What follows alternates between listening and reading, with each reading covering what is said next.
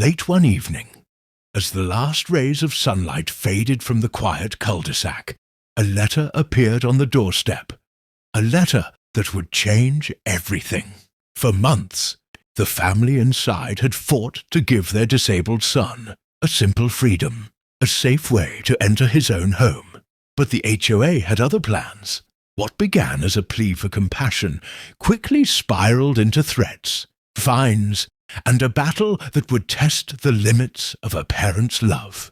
How far would a community go to enforce its rules, and how far would a parent go to protect their child? The answer might just shock you. In the heart of a sun-drenched suburb, nestled among rows of identical houses and manicured lawns, lived the Harris family. Their home, a modest two-story with blue shutters and a creaky porch swing, sat at the end of a quiet street where children's laughter often drifted through the air, and neighbors waved from their driveways. For years, the Harrises had blended seamlessly into the rhythm of the neighborhood. Weekend barbecues, holiday lights strung with care, and the gentle hum of lawnmowers on Saturday mornings. Inside, the house was filled with warmth and the gentle chaos of family life. Sarah Harris, a nurse with a kind smile and a stubborn streak, juggled her shifts at the hospital with caring for her son, Ethan. Ethan, just 10 years old, had been born with a rare condition that left him unable to walk. His wheelchair was more than a necessity. It was his ticket to independence, his way of exploring the world beyond his bedroom window. Despite the challenges, the Harrises had built a life filled with small joys. Ethan's laughter echoed through the halls as he raced his dog, Max, down the hallway. Sarah's husband, Tom, worked long hours as a mechanic, but always found time to help Ethan with his homework or fix a wobbly wheel on the chair. Their days were busy, but content, anchored by love, resilience, and a sense of belonging. The neighborhood itself seemed almost idyllic. The HOA, a group of well-meaning but sometimes overzealous volunteers, prided themselves on keeping the community picture-perfect. Rules were rules, they said, and everyone was expected to follow them. Most of the time, these rules were little more than gentle reminders. Keep your grass trimmed. Don't leave trash cans out. No loud parties after 10. But beneath the surface, there was an unspoken pressure to fit in, to keep up appearances, to never rock the boat. For the Harrises, the sense of community was both a comfort and a cage. They cherished the safety and order, but sometimes wondered if there was room for families who didn't fit the mold. Still, they did their best to follow the rules, to be good neighbors, to keep their heads down. But everything changed the day Ethan's needs outgrew the front steps. As he grew, it became harder for Sarah and Tom to lift him in and out of the house. The stairs, once a minor inconvenience, became a daily struggle, a barrier between Ethan and the world outside. After months of deliberation, the family made a decision.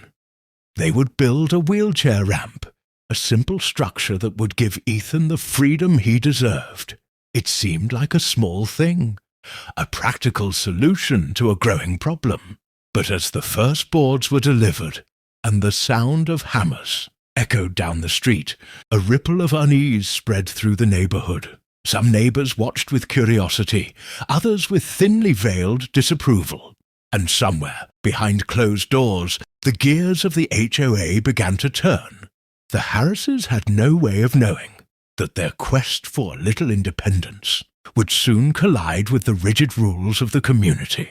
The ramp meant to open doors for Ethan was about to open a floodgate of conflict that would test the very fabric of their lives. The first sign of trouble arrived not with a knock, but with a neatly folded letter slipped into the Harris family's mailbox. The envelope was stamped with the HOA's official seal, a symbol that until now had meant little more than reminders about lawn care or holiday decorations.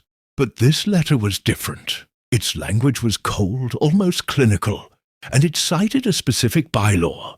No exterior modifications to the front of any home without prior written approval from the Homeowners Association. Sarah read the letter twice, her hands trembling. The ramp, still unfinished, was already drawing attention. The HOA demanded that all construction cease immediately, pending a formal review. The words "in violation" and "subject to fines" leapt off the page, heavy with threat. Tom tried to reassure her, insisting it was just a misunderstanding, but Sarah saw the worry in his eyes. The next day, a member of the HOA board, Mrs. Whitaker, a woman known for her perfectly trimmed hedges and sharp tongue, appeared at their door. She wore a polite smile, but her eyes were hard. She explained in clipped tones that the ramp was out of character for the neighborhood and might lower property values. She suggested that the Harrises submit a formal request, complete with architectural drawings and a list of materials, for the board's consideration. Sarah felt a surge of anger. The ramp wasn't a vanity project or a luxury. It was a lifeline for her son. But she bit her tongue and agreed to the process, determined to follow the rules, even if they seemed designed to make things as difficult as possible. The days that followed were a blur of paperwork and frustration. The HOA required detailed plans, contractor licenses, and even a landscaping proposal to minimize visual impact. Each time the Harrises submitted a document, the board found a new issue. A missing signature, an incorrect measurement, a question about the color of the handrails. Weeks passed and the ramp sat half-built, a daily reminder of the battle they were fighting. Meanwhile, Ethan's world grew smaller.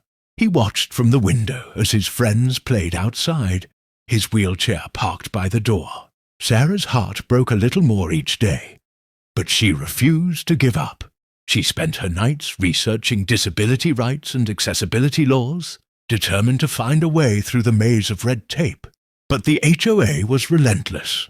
When the Harrises missed a deadline for one of the many forms, a fine appeared on their account, $100, with a warning that it would double if not paid within 10 days.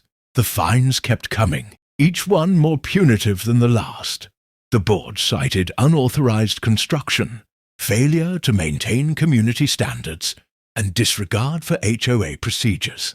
The language grew harsher, the threats more explicit. Neighbors began to whisper. Some offered quiet words of support, but most kept their distance, unwilling to get involved. A few, emboldened by the HOA's stance, complained about the eyesore at the end of the street. One morning, Sarah found a note taped to their mailbox. "If you can't follow the rules, maybe you don't belong here." The words stung, but she tore it up and threw it away, refusing to let them see her cry. Tom tried to keep the peace, but the stress was taking its toll. He worked extra shifts to cover the mounting fines, coming home exhausted and defeated. The family's once happy home was now filled with tension and uncertainty.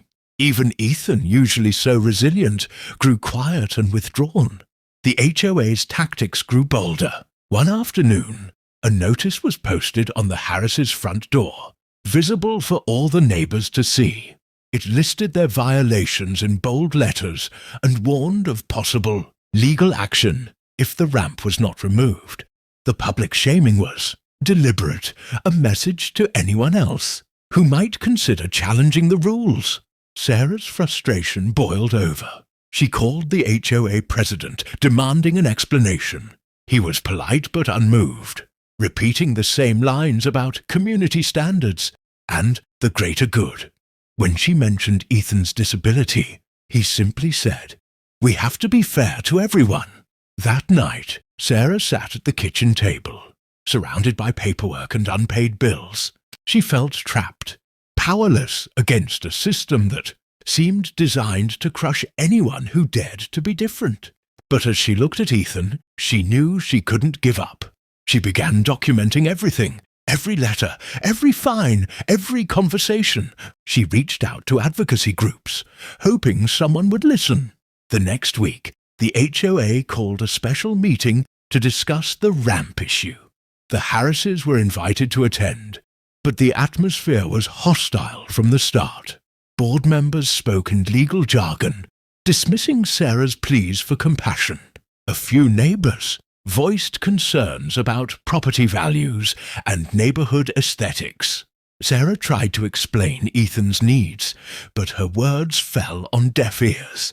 As the meeting dragged on, it became clear that the board had already made up its mind. The ramp was to be removed, and the fines would continue until the Harrises complied.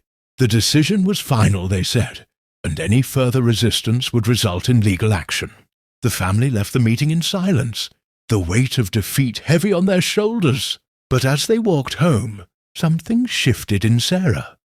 She realized that the fight was no longer just about a ramp. It was about standing up to a system that valued conformity over compassion. She vowed to keep fighting no matter the cost. The next day, Sarah contacted a local news station, sharing her story in hopes of raising awareness. The reporter listened, her eyes widening as Sarah described the HOA's actions. Within days, the story was on the evening news, complete with footage of Ethan struggling to navigate the front steps. The community's reaction was swift and divided. Some rallied behind the Harrises, outraged by the HOA's lack of empathy. Others doubled down, insisting that rules were rules. The HOA responded with a statement, defending their actions and accusing the Harrises of seeking special treatment. The board insisted that they were simply enforcing the rules, and that any exceptions would set a dangerous precedent. The debate spilled onto social media, with neighbors arguing in comment sections and sharing their own stories of HOA overreach. As the pressure mounted, the fines continued to pile up. The HOA threatened to place a lien on the Harrises' home, a move that could ultimately force them to sell. The family's savings dwindled, and the stress threatened to tear them apart. But Sarah refused to back down. She contacted a lawyer, hoping to find a legal loophole that would protect her son's rights. The lawyer, a soft-spoken man with a passion for justice, agreed to take the case pro bono. He explained that the Americans with Disabilities Act might offer some protection, but the legal battle would be long and costly. Still, it was a glimmer of hope, a chance to fight back against the injustice. As the case moved forward, the HOA doubled their efforts. They sent inspectors to the house, looking for any excuse to issue new fines. They questioned the family's contractor, searching for violations. They even tried to rally other homeowners to sign a petition demanding the ramp's removal. But the Harrises were not alone. Support poured in from disability advocates, local churches, and even strangers who had seen their story on the news. Letters of encouragement arrived in the mail, and a neighbor quietly left a casserole on their doorstep. The family drew strength from these small acts of kindness, determined to see the fight through to the end. The tension reached a breaking point when the HOA scheduled a hearing to determine whether the Harrises would be forced to remove the ramp and pay thousands in fines. The hearing was set for a Friday evening, and the entire neighborhood was invited to attend. The days leading up to the event were filled with anxiety and uncertainty. Sarah barely slept, her mind racing with worst-case scenarios. On the night of the hearing, the community center was packed. Some came out of curiosity, others out of support or opposition. The air was thick with anticipation as the board called the meeting to order. Sarah sat in the front row, clutching Ethan's hand, her heart pounding in her chest. The board presented their case, citing bylaws and community standards. Sarah's lawyer countered with evidence of discrimination and violations of federal law. The debate grew heated, with voices raised and tempers flaring. At one point, a neighbor stood up and accused the Harrises of trying to ruin the neighborhood. Another shouted back, demanding compassion for Ethan. As the hearing dragged on, it became clear that the outcome would have far-reaching consequences, not just for the Harrises, but for anyone who had ever felt powerless in the face of authority. The board announced that they would deliberate in private and issue a decision within the week. The family left the meeting exhausted, their fate hanging in the balance. The ramp, still unfinished, stood as a symbol of both hope and defiance. The community was divided, the lines drawn deeper than ever before, and as the sun set on the quiet cul-de-sac, one question lingered in the air. Would justice prevail, or would the rules win out? The answer, it seemed, would come at a cost no one could have imagined. The week after the hearing felt like an eternity for the Harris family. Every day, Sarah checked the mailbox with a knot in her stomach, half expecting another fine or a final notice. The unfinished ramp stood as a silent witness to their struggle, its wooden planks weathered by rain and sun, a symbol of both hope and defiance. Neighbors passed by with sidelong glances, some offering tight-lipped nods, others pretending not to see at all. The air in the cul-de-sac was thick with tension, as if the whole community was holding its breath. Then, on a grey Thursday morning, the letter finally arrived. The envelope was heavier than usual, the HOA's seal pressed deep into the paper. Sarah's hands shook as she opened it, Tom standing behind her, his jaw clenched. The decision was written in the same cold, formal language as every other notice. The ramp was to be removed within 10 days, or the HOA would begin legal proceedings to place a lien on their home. The fines, now totaling thousands of dollars, would continue to accrue until the violation was resolved. For a moment, Sarah felt the world tilt beneath her feet. The fight, the sleepless nights, the endless paperwork. It all seemed to have been for nothing. But as she looked at Ethan, sitting quietly in his wheelchair, she felt a surge of resolve. This was not the end, not yet. That evening, as the sun dipped below the rooftops, Sarah made a decision. She would not let the HOA bully her family into submission. She called her lawyer, who listened quietly as she read the letter aloud. He told her it was time to take the fight to the next level. The following day, Sarah and her lawyer filed a formal complaint with the Department of Housing and Urban Development, citing violations of the Fair Housing Act and the Americans with Disabilities Act. The complaint detailed every instance of discrimination, every fine, every threat. It was a bold move, one that would bring federal scrutiny to the HOA's actions. Word spread quickly through the neighborhood. Some residents were shocked, others quietly cheered. The HOA board, caught off guard, scrambled to respond. They called an emergency meeting, this time inviting the entire community to attend. Flyers appeared on every doorstep, urging homeowners to protect the integrity of the neighborhood and stand against special treatment. The night of the meeting, the community center was packed. The air buzzed with nervous energy, the tension palpable. Sarah sat in the front row, her lawyer by her side, Ethan's wheelchair parked beside her. Tom stood behind them, his arms crossed, his face set in grim determination. The HOA president, Mr. Caldwell, took the stage. He was a tall man with a booming voice, used to getting his way. He began by outlining the board's position, repeating the same lines about community standards and fairness for all. He spoke of the dangers of setting a precedent, of the slippery slope that would follow if exceptions were made. But this time Sarah was ready. When the floor was opened for comments, she stood up, her voice steady but filled with emotion. She spoke not just for her family, but for every person who had ever felt powerless in the face of authority. She described the daily struggles Ethan faced, the pain of watching her son be excluded from the world outside his window. She spoke of the endless fines, the threats, the humiliation.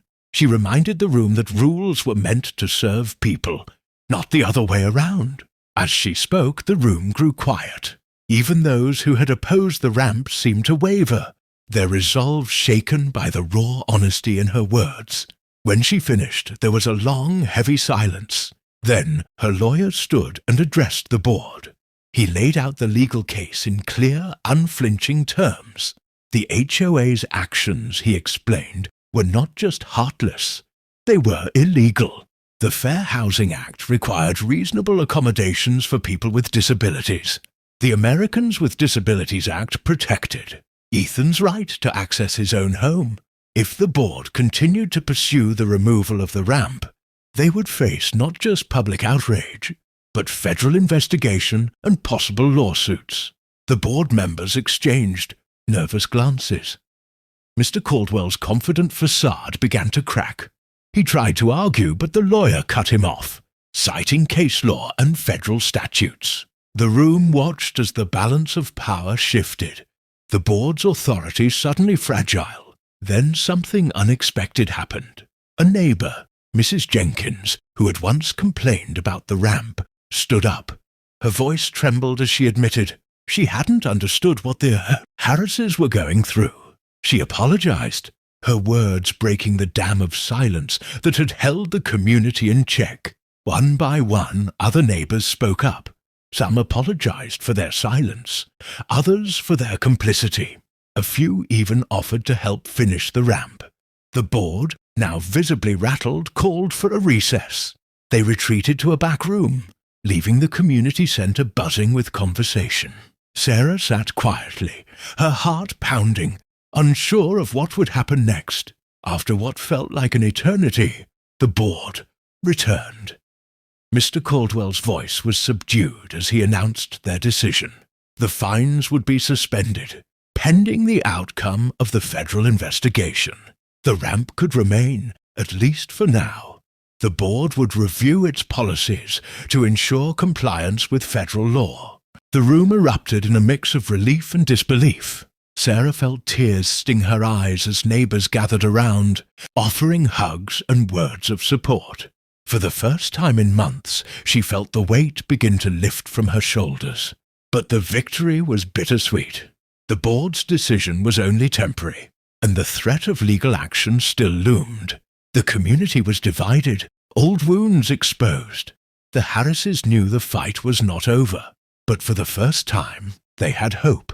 As the family left the community center that night, the ramp gleamed in the moonlight, a testament to their resilience.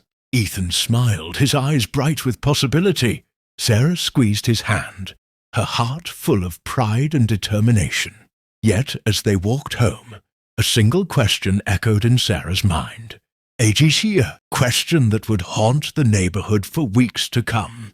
Would the HOA truly change? Or was this just the calm before the next storm? In the days that followed the dramatic community meeting, the Harris family's home became a quiet epicenter of change. The ramp, once a source of controversy and whispered complaints, now stood as a symbol of something much larger than a simple home modification.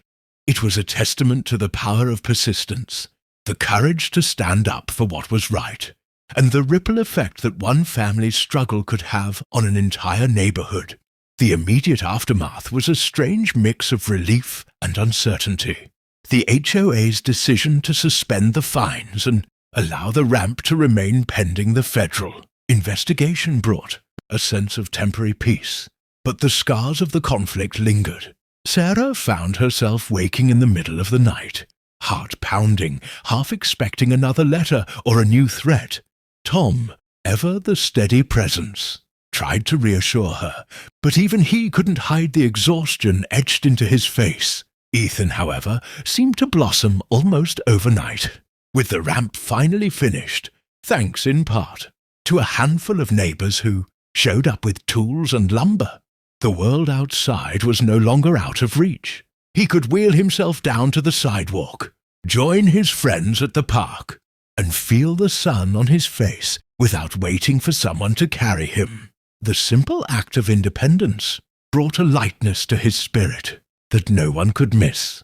The neighborhood, too, began to shift in subtle but significant ways. The story of the Harris family's fight had spread far beyond the cul-de-sac. Local news stations ran follow-up segments, and disability advocacy groups reached out to offer support and resources. Letters poured in from strangers, some sharing their own battles with HOAs, others simply offering words of encouragement. The Harrises were no longer alone, and neither were the countless families who had faced similar struggles in silence. The HOA board, once so confident in their authority, found themselves under a microscope. The federal investigation moved forward, and representatives from the Department of Housing and Urban Development visited the neighborhood, interviewing residents and reviewing documents. The board's leadership, especially Mr. Caldwell, was forced to answer difficult questions, not just about the ramp, but about the culture of exclusion that had taken root under their watch. For the first time, the board was compelled to listen. They held open forums, inviting residents to share their concerns and experiences. Stories emerged of other families who had felt pressured to conform, who had been fined for minor infractions or discouraged from making necessary changes to their homes. The illusion of harmony was shattered, replaced by a new willingness to confront uncomfortable truths. Sarah, once reluctant to speak out, found her voice. She attended every meeting, armed with research and a quiet determination. She advocated not just for her own family, but for anyone who might one day need an accommodation. Her words carried weight, and her presence reminded the board and the community that real people lived behind every rule and regulation. The board, facing mounting pressure and the threat of legal action, began the slow process of reform. They consulted with disability rights experts, rewrote outdated bylaws, and established a committee to review requests for accommodations with empathy and transparency. The fines against the Harrises were officially rescinded, and a formal apology was issued not just to the family, but to the entire community. It was not a perfect resolution. Some neighbors remained bitter, clinging to the old ways and grumbling about special treatment. Others, however, saw the change as a long overdue correction, a chance to build a more inclusive and compassionate neighborhood. The lines that had once divided the community began to blur, replaced by a cautious sense of unity. For the Harrises, life slowly returned to something resembling normalcy. The financial strain of the battle lingered, but the support they received from friends, advocacy groups, and even strangers helped ease the burden. Tom found himself invited to more neighborhood gatherings, and Sarah was asked to join the new accommodations committee, a role she accepted with pride and a sense of responsibility. Ethan, for his part, became something of a local celebrity. His story inspired classmates and teachers alike, and he was invited to speak at a school assembly about perseverance and the importance of standing up for oneself. The ramp, once a source of shame and conflict, became a point of pride, a reminder that change was possible, even in the face of overwhelming odds. The impact of the Harris family's fight rippled outward, touching lives in ways they could never have anticipated. Other families in the area, emboldened by their example, began to speak up about their own needs. The HOA, now under new leadership, worked to foster a culture of openness and respect. The neighborhood, once defined by conformity and quiet resentment, began to embrace its diversity. But perhaps the most profound change was the one that took place within the Harris family itself. The ordeal had tested them in ways they could never have imagined, but it had also brought them closer together. They had learned the value of resilience, the importance of community, and the power of a single voice to spark a movement. As the seasons changed and the years passed, the story of the ramp became a kind of legend in the neighborhood. New families moved in, drawn by the sense of community and the promise of acceptance. The ramp remained, weathered but sturdy, a silent witness to the struggle that had transformed not just a single home, but an entire way of life. Sarah often found herself reflecting on the journey. The fear, the anger, the moments of doubt. She remembered the nights spent poring over legal documents, the tears shed in frustration, the small victories that kept them going. She thought of the neighbours who had stood by them, and those who had turned away. Most of all, she thought of Ethan, and the simple joy of watching him roll down the ramp, free and unafraid. The experience had left its mark, but it had also given her something precious, the knowledge that change was possible, that even the most entrenched systems could be challenged, and that compassion could triumph over bureaucracy. The ramp was more than just a structure. It was a symbol of hope, a reminder that every battle fought for justice, no matter how small, mattered. In the end, the Harris family's story was not just about a ramp, or an HOA, or even a single neighborhood. It was about the universal struggle to be seen, to be heard, and to be treated with dignity. It was about the courage to stand up, even when the odds seemed insurmountable, and the power of community to heal and grow. As the sun set over the quiet cul-de-sac, the ramp cast a long shadow across the lawn, a shadow that stretched far beyond the boundaries of the Harris family's home. It was a shadow filled with possibility, a testament to the strength of those who refused to be silenced, and a challenge to anyone who would put rules above humanity. And so the question lingered, echoing through the neighborhood and beyond. When faced with injustice, will we choose comfort and conformity, or will we find the courage to do what is right? The answer, as the Harrises had shown, could change everything.